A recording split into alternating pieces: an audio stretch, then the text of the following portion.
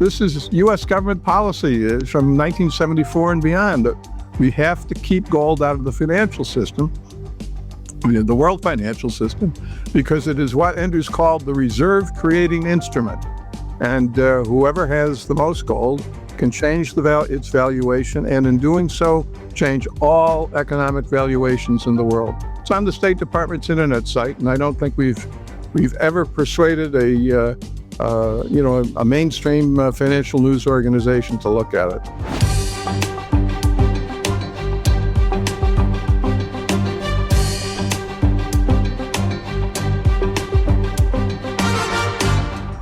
This is Little by Little with Andy Schectman. All right, everyone. Welcome back to another episode of Little by Little. Today, I am honored to have on with me a man that, if we own gold and silver and watching this show, should need no introduction. Chris Powell, the proprietor of GATA, the Gold Antitrust Action Committee.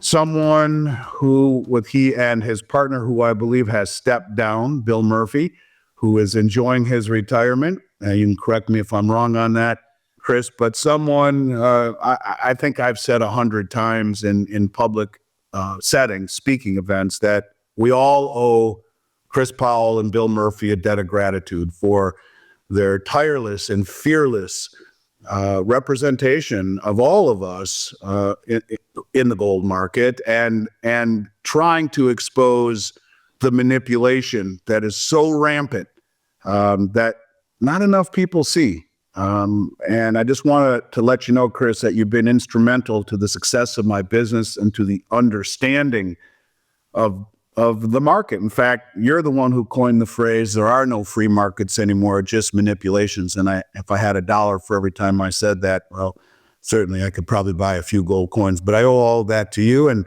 to Bill. It's with great appreciation and sincerity and respect that I welcome you in here today. And it's good to see you, buddy. How you been? Oh, I'm great and very happy to be with you. And Bill is winding down his internet site, La Metropole Cafe, but he's still got a chairman, and we hope to live so long for the GATA Victory Tour. Yeah, absolutely. From your mouth to God's ears. Chris, tell me about, before we get into GATA, because you weren't always the head of the Gold Antitrust Action Committee, tell me about your beginnings. What brought you into the realization that you needed to even found an institution or a corporation or a company or a lifestyle like GATA? And we'll get to GATA in a moment, but what's your beginnings? I was a newspaper editor for many years. I'm still a newspaper columnist. I guess really I went into the newspaper business when I was 17 in 1967. Really after, I guess, 7 years, I became the managing editor of the newspaper.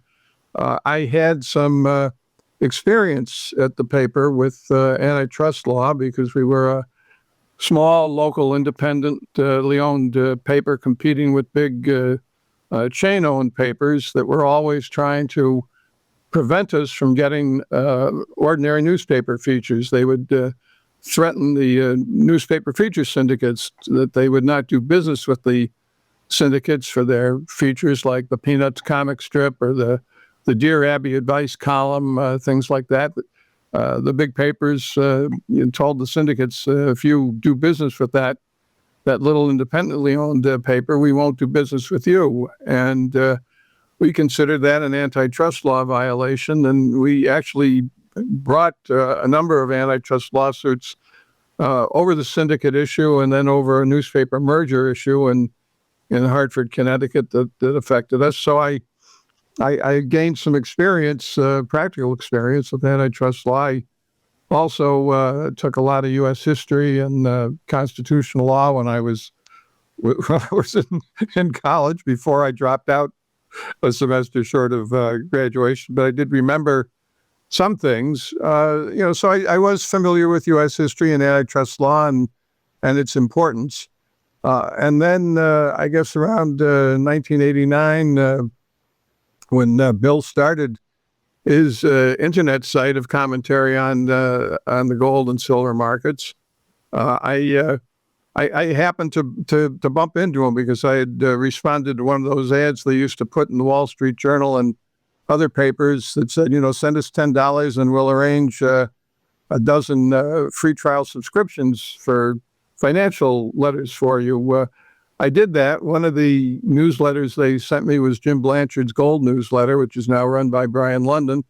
And I noticed that, Blanchard was saying that gold was very low priced at the time. And somewhere I had heard the investment advice, buy low and sell high. So I started following the gold market, and I very quickly ran into Bill's internet site. He is a former futures trader, and he kept pointing out that the market seemed to be manipulated, that somebody was pounding the price down at all these technically sensitive price points, and he started complaining the market's manipulated.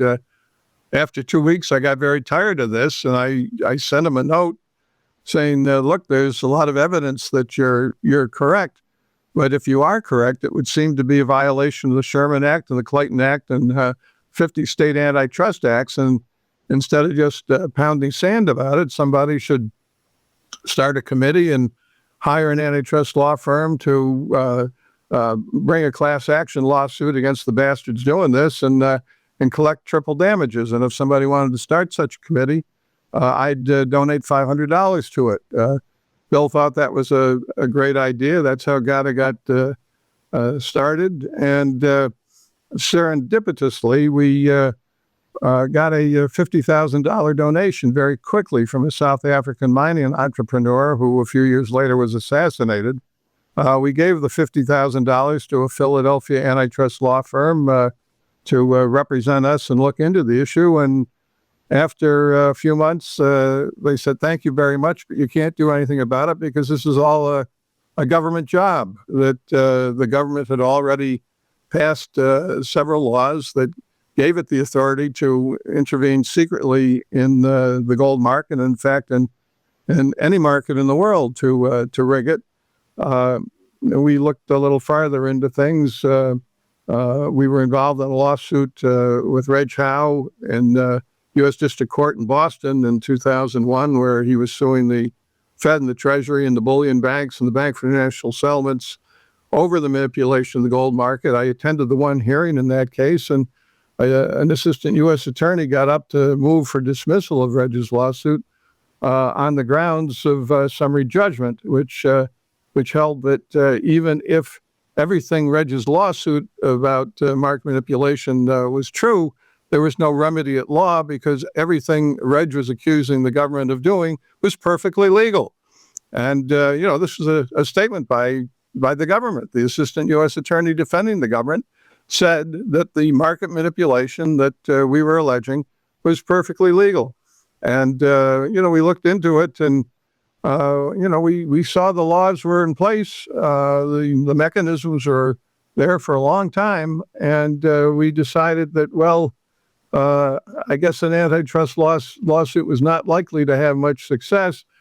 So we decided, all we can do is try to expose this. And that began, 25 years or so of collecting documentation and trying to get attention to it and showing the world how we preach to the world in the United States about free markets, and we're rigging them all the time. I met you and Bill for dinner one evening with my parents and my wife. Has to be over 20 years ago, as we were talking offline at Moishe's in Montreal. And I still remember that dinner very well. And I remember from that day forward, we were staunch, and maybe even prior to it, supporters of GATA's mission.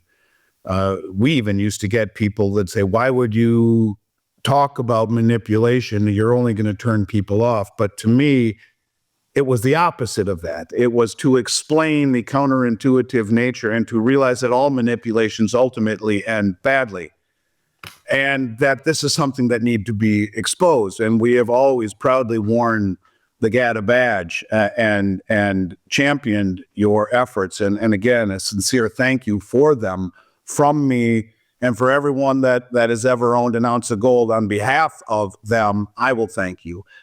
Well, thank you, Andy. You've been very dear to us for a long time. Well, and it's sincere, Chris. You're good people to boot. Let me ask you a question. Has the impact of GATA's efforts evolved differently than you initially expected? And to this point, because we haven't had that celebratory dinner yet, but you could almost say we have and we haven't. I mean, back then, gold was $250 an ounce when I first met you. Not much more than that, maybe 300. And here we are at 2,600 and change. It hasn't moved in the mannerism that we would expect or that logic would dictate. It's been very counterintuitive. 3 steps up, 2 steps back, sometimes 3 steps up, 5 steps back. But here we are creeping higher. So to this point, not only has it evolved differently, but what would you consider GATA's greatest success was to this point? I think we have alerted some very influential people around the world, particularly central bankers, as to what was really happening in the gold market. Back then, I think many of them did not know. Now, I think they all know. In fact, I think they're all in on it through the Bank for International Settlements in Basel. Back, I think it was 2005, 2006, the deputy chairman of the Russian central bank, the Bank of Russia, gave a speech. He was the keynote speaker at the summer meeting of the London Bullion Market Association at the Kempinski Hotel in Moscow. His name was Oleg Mozaiskov. The only words of English he spoke were Gold Antitrust Action Committee. To the best of my knowledge at that time, we'd never had contact with anybody in Russia. So it was very plain that the Russian central bank was watching us very closely. The LBMA refused to give us a copy of Mozaiskov's speech. I was, a newspaper editor then. We had a reporter who was a Russian graduate student in Russian. He could have translated it for me, but the LBMA wouldn't give us a copy. So I looked up on the Bank of Russia's internet site, saw they had an English page. I saw they were at 12 Neglinaya Street in Moscow, and they listed a fax number. So I wrote Mozaiskov a letter, in English, of course, but the best I could do, saying we'd heard about his speech and mentioning us, and I can't get a copy of it from the LBMA. Would he be willing to provide us a copy? And if he was, I told him, he wouldn't have to translate it for us because I had a Russian speaker on my staff and he could translate it. Remarkably, Mozaiskov got back to me within a day saying he would give us a copy of his speech, but he wanted to control the translation. And he said he would do that through his friend who was president of Moscow Narodny Bank in London. And a month or so later, I got the translation. We put it up on the internet site. It's still there. Mozaiskov was, I think, telling the bullion bankers in London that the Bank of Russia was now on to them. That he said in his speech, many of you may have heard of the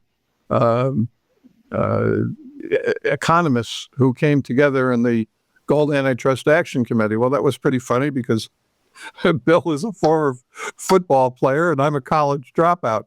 But I guess we persuaded Mozaiskov that we were economists. And in fairness, we do have some people, Red Chow himself, James Turk, and others who are really economists, behind the puffy faces that Bill and I provide.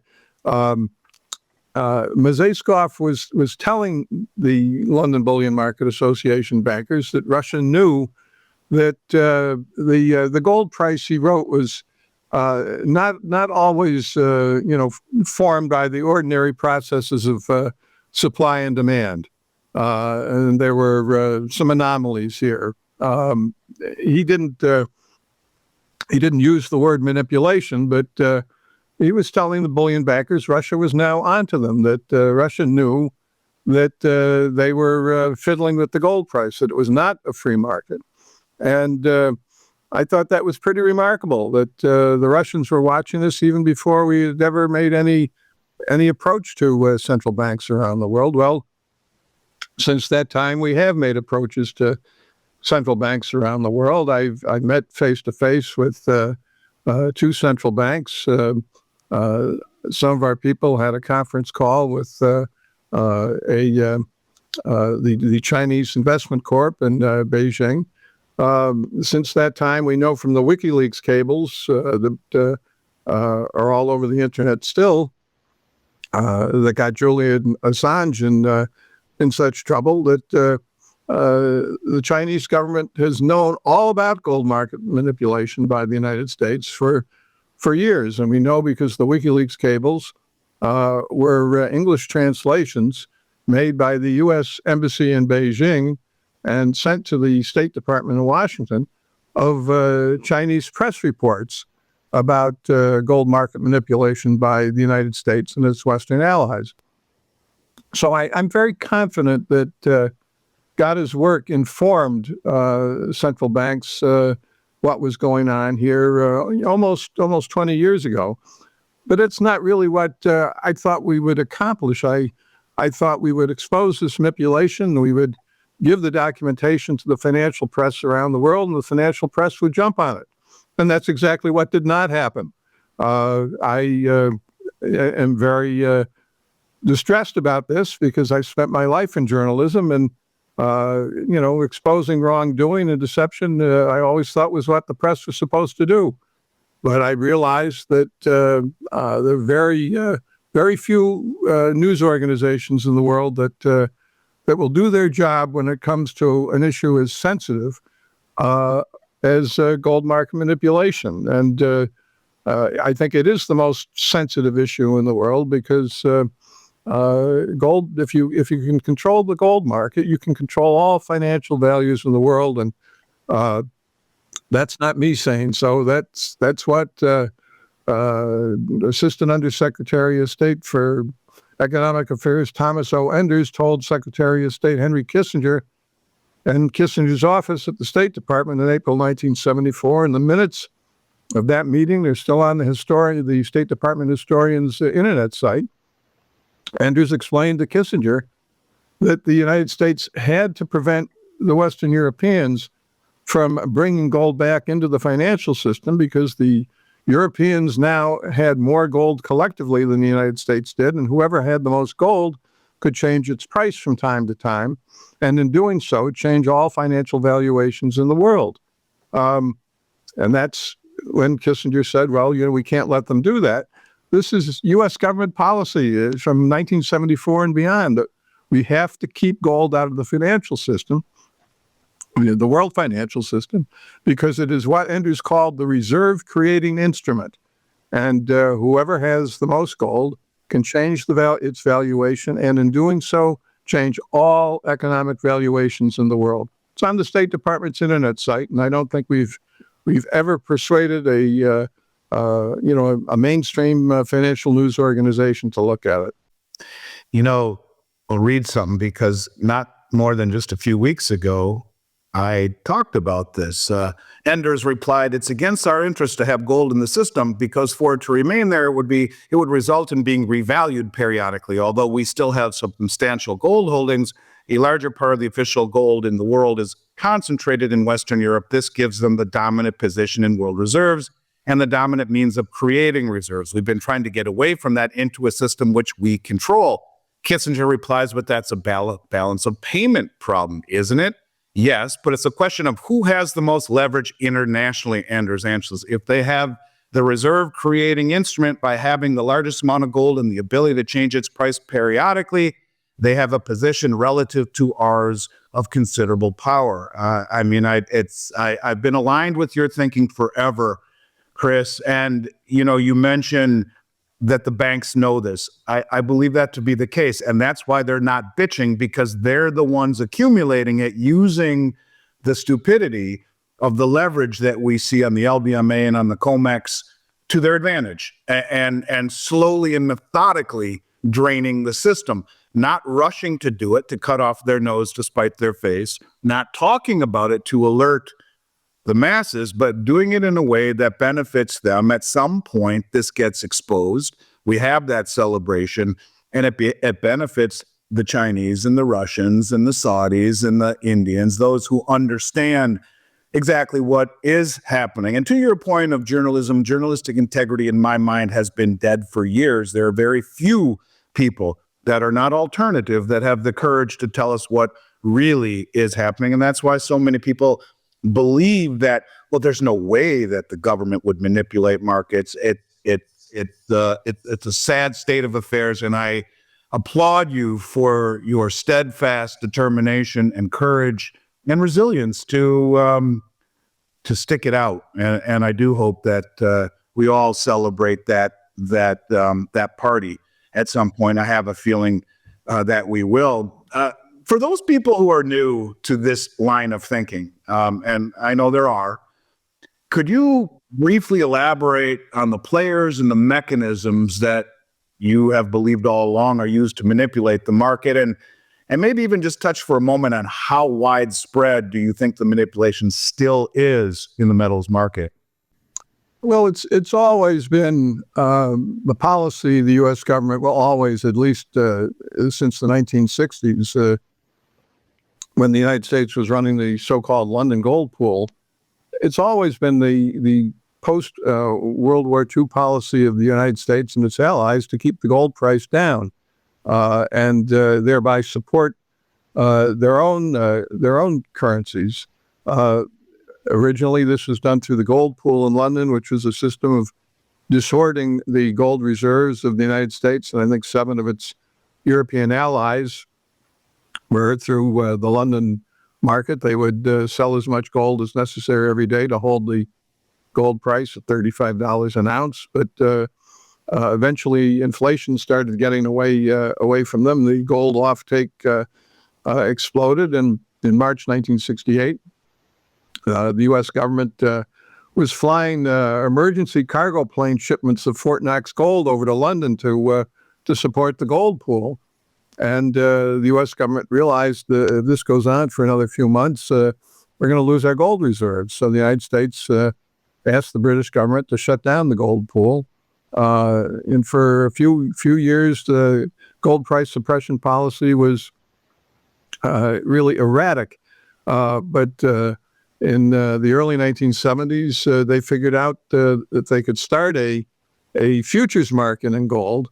They could inject so much volatility into the gold price and create so much imaginary supply through futures contracts that they could control the gold price that way. There's a State Department cable from the U.S. Embassy in London to the State Department about how I guess it's the deputy manager of the U.S. Embassy in London had surveyed the bullion banks in London and about gold futures markets, and had gotten assurance from them that they could inject so much volatility into the gold price with a futures market that they could keep controlling the gold price that way. Since that time, gold price control has been arranged largely through derivative contracts, the creation of vast supplies of imaginary gold, complemented by occasional sales and leases of central bank gold.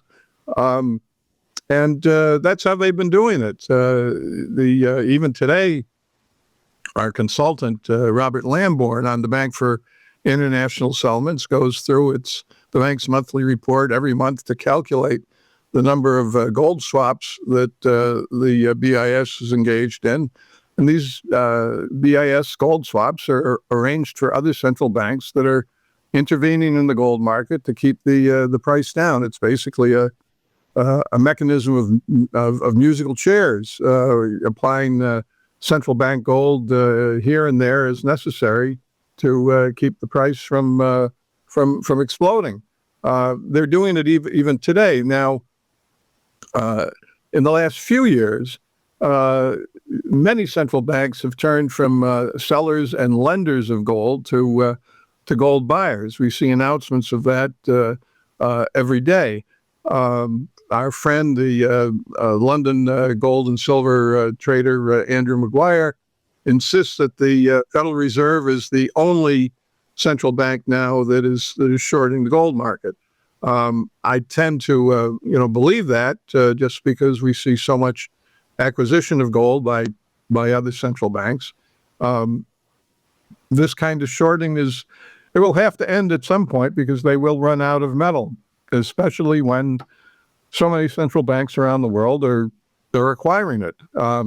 Look, our former fund managers and economists Paul Brodsky and Lee Quaintance wrote a paper, I think back in 2012, which is on our internet site, which was basically in a nice way telling the gold bugs like us to stop complaining about gold price suppression, because the real central bank scheme here was to redistribute the world's gold reserves among central banks so that when the inevitable devaluation of the dollar and other government currencies came, they would be hedged. Their foreign exchange reserves would be hedged by an increase in the gold price that they would all arrange collectively.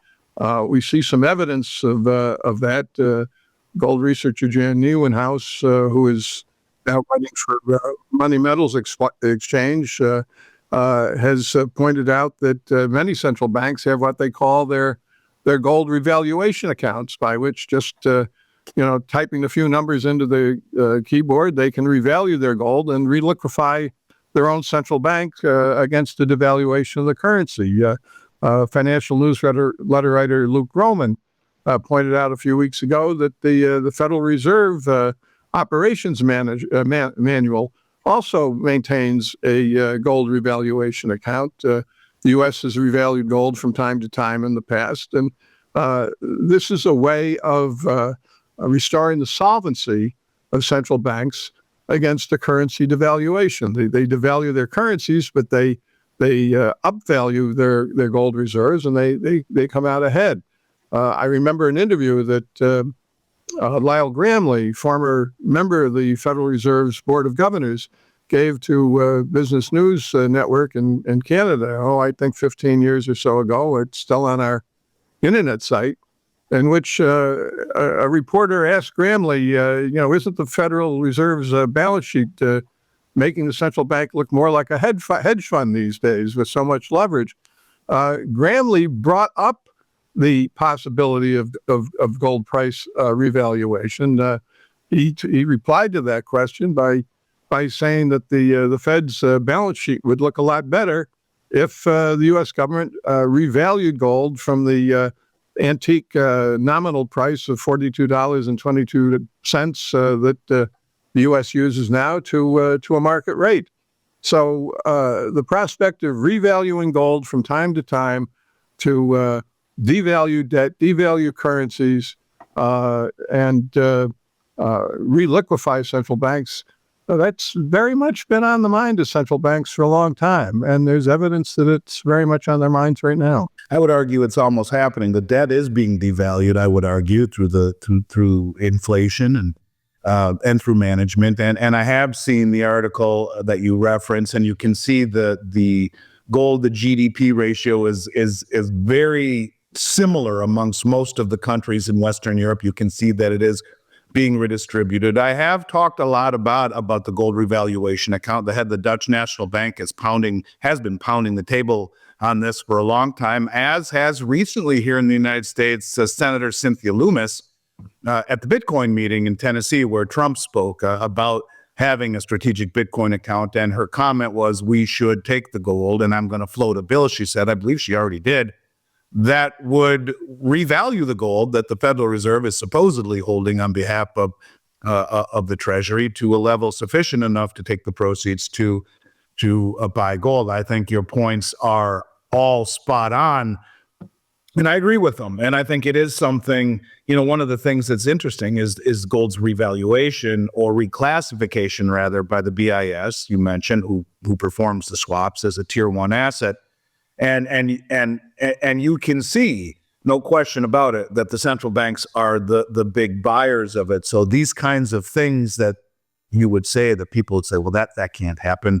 I would argue they are happening. They're happening right in front of us. And look, I'd rather be 10 years too early than 10 seconds late when all this breaks apart. But I do believe it will be the backing of a new financial system.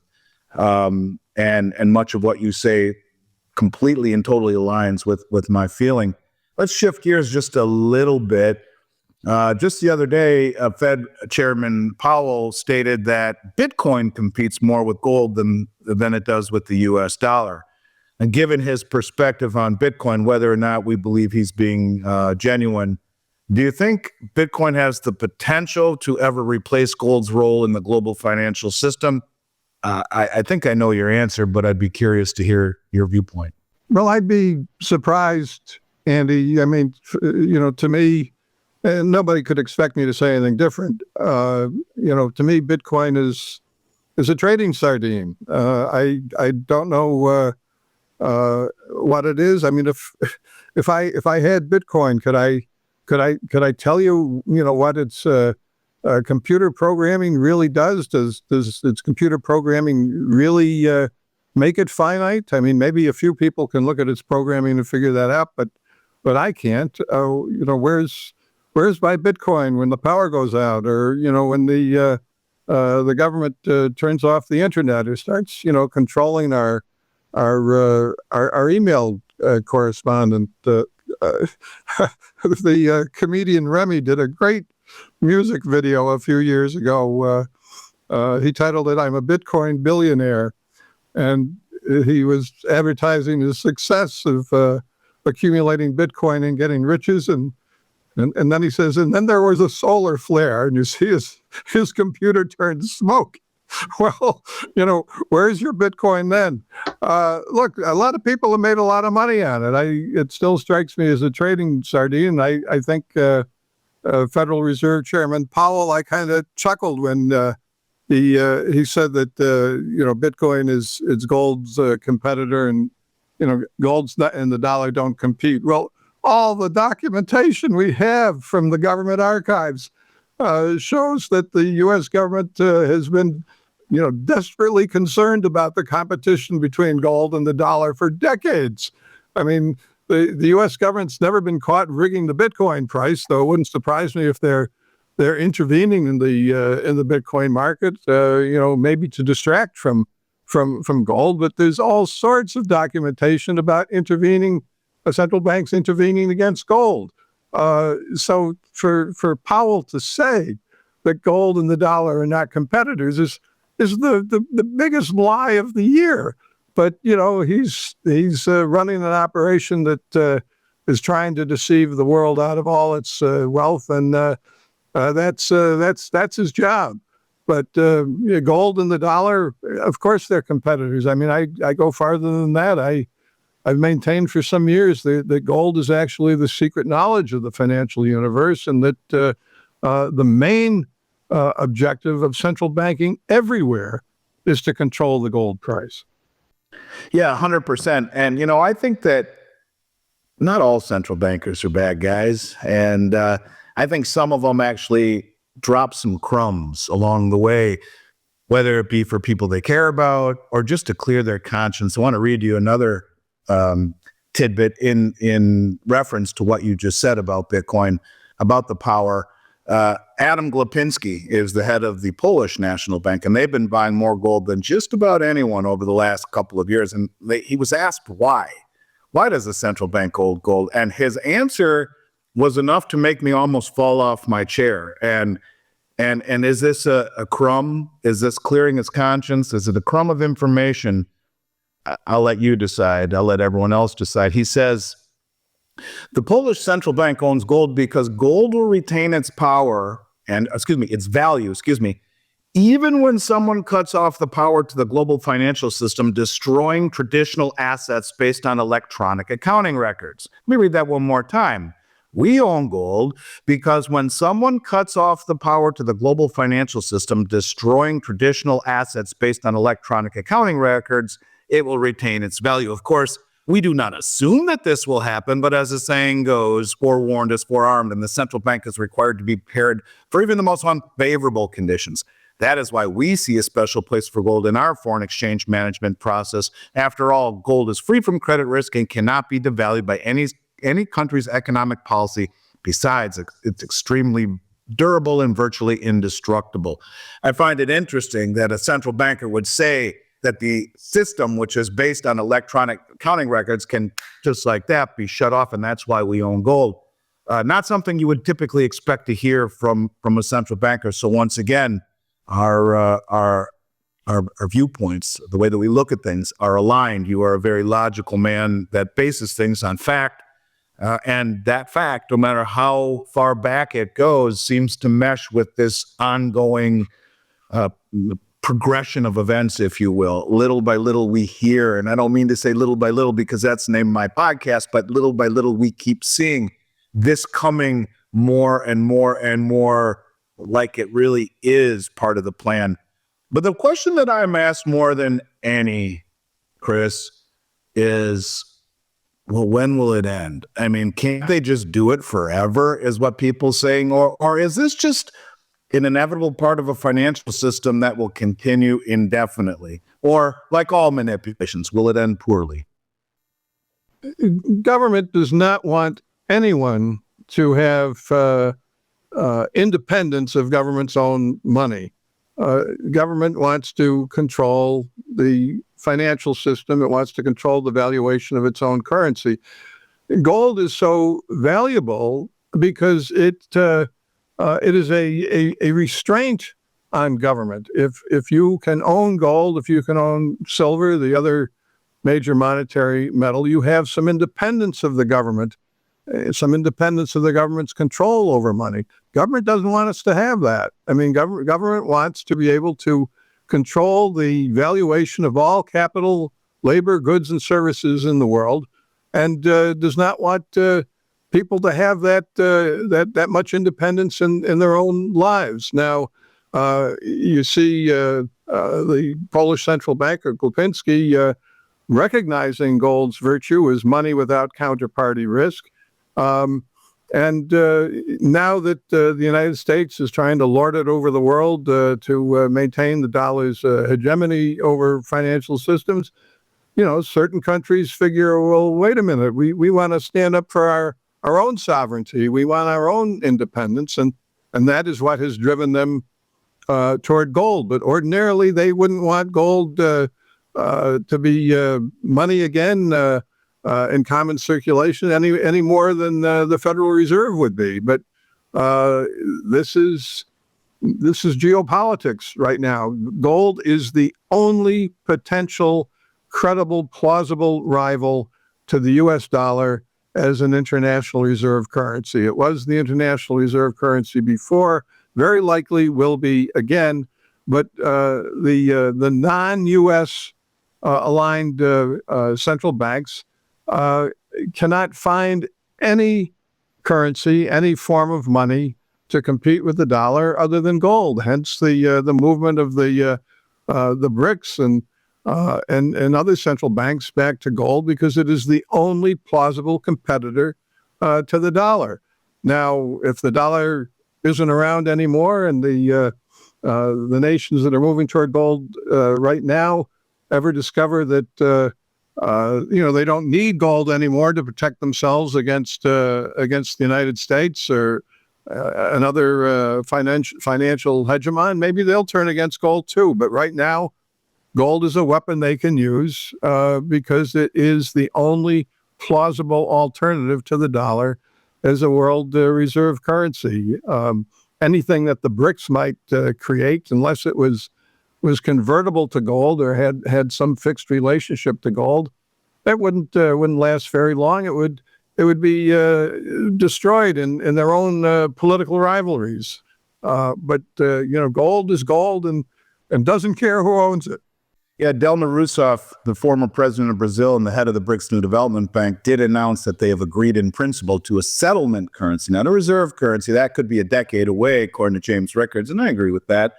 But a settlement currency pegged to gold, they call it the unit, of which 40% will be gold backing redeemable on demand to the parties that are able to trade it. This is more of an institutional level currency, not a currency for the masses. That would be something more like BRICS Pay or BRICS Clear.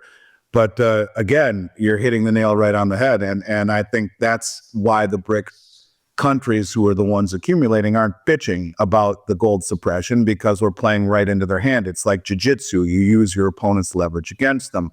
They're accumulating using the stupidity of our suppression. This is what I believe will ultimately break the system, a system that is trading so rehypothecated with so much leverage, naked leverage imposed by the bullion banks, and maybe at the behest of the government to do so, ultimately could be an existential threat to these banks, as a delivery mechanism is built into the contracts. And that's what they're doing. Accumulate slowly, methodically, not too fast. Don't raise any alarm bells. Don't talk about the suppression, and just stand for delivery. And that's what we see happening, I believe, which will ultimately spell the end of the suppression, I hope.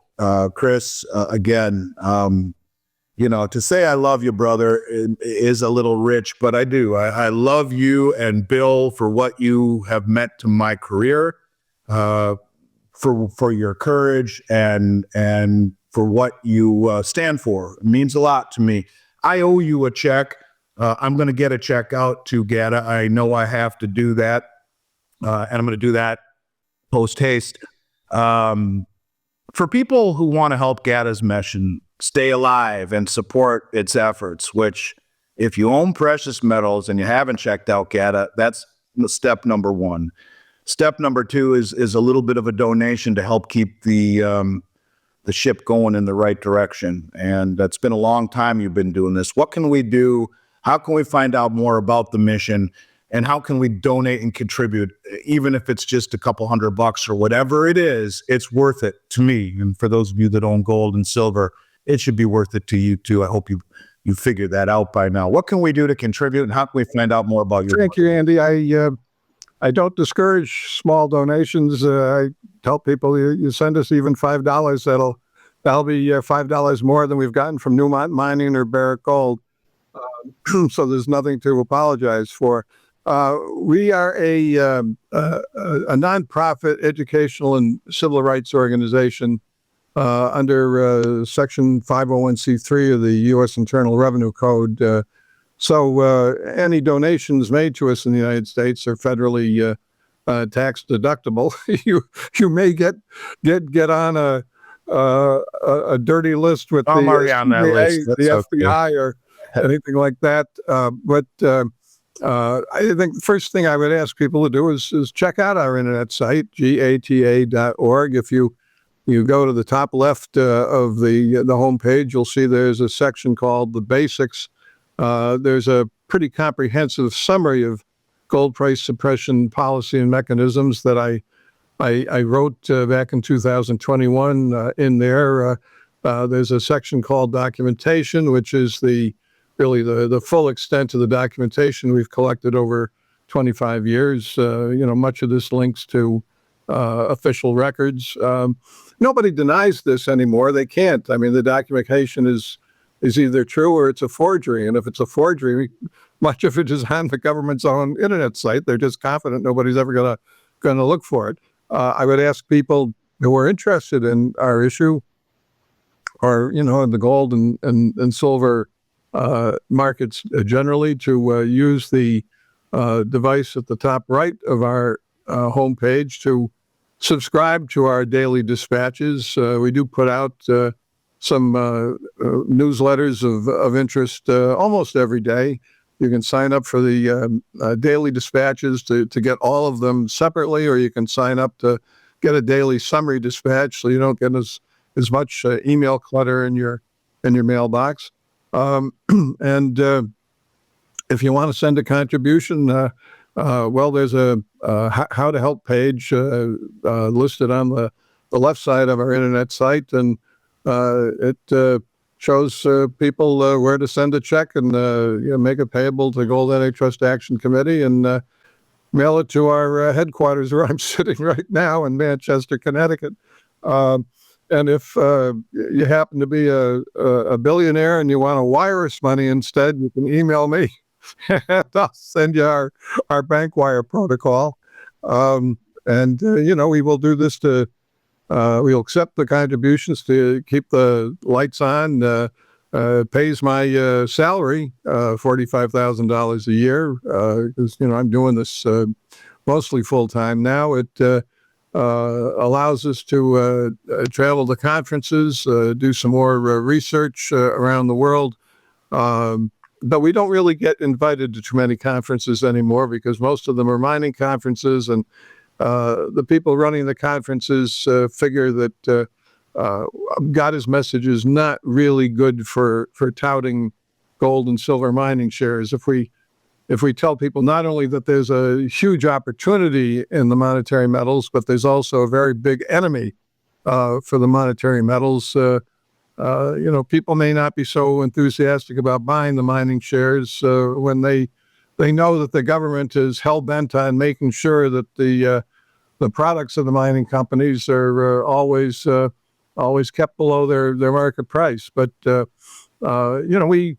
we hector, we send things to news organizations around the world. I joke that we send them this stuff so they can be the first to ignore it. We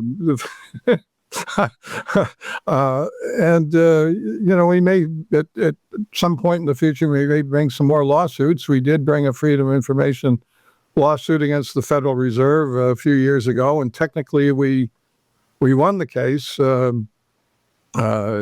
a practical matter, we didn't win much, but we did win something. We proudly display on our internet site a check from the Federal Reserve, which was ordered to pay us court costs. I think it was around $2,600. That check drawn against the Federal Reserve Bank of Richmond is on our internet site to show that we're not just dreamers. You can fight the Fed and win from time to time, though it's difficult. But at least until the World Gold Council decides that it wants to get serious about gold's role in the international financial system and its virtues for free people, its defense of individual liberty. Until the World Gold Council does the job it should be doing, little GATA will try to do what it can, and we'll be very grateful for any contributions. The little engine that could. That check didn't bounce by chance, did it?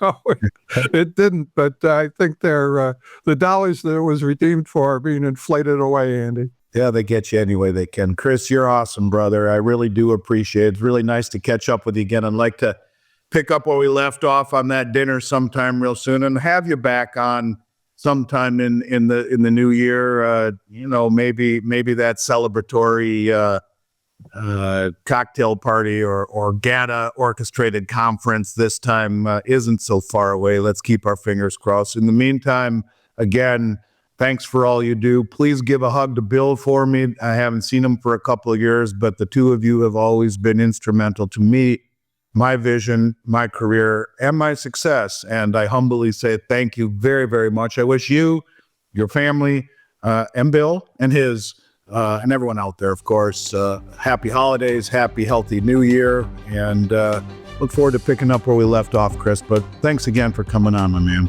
No, thank you, Andy. You got it, buddy. Little by Little with Andy Schectman.